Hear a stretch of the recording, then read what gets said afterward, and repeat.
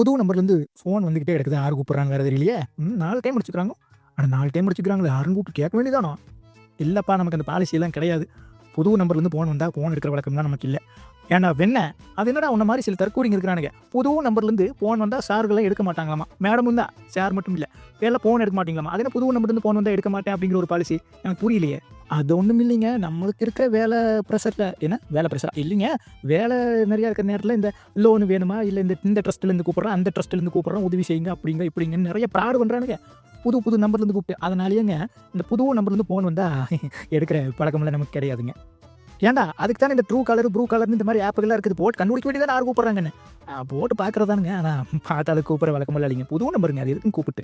டேய், நான் உனக்கு முக்கியம் தானே. ஆமாங்க. ஒரு எக்ஸாம்பிளுக்கு கேட்குறேன். ரோட்டில் நடந்து போயிட்டு இருக்கிறேன். எனக்கு ஏதாவது ஒரு அசம்பாவிதம் நடக்குது.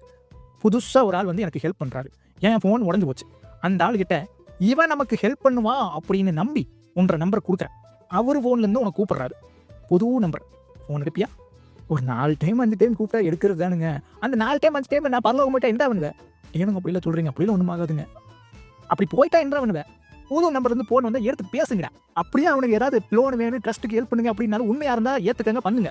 இல்லைன்னா பிளாக் பண்ணிட்டு போங்கடா. அவங்களுக்குலாம் பிளாக் பண்ணுறது புதுசாக என்ன?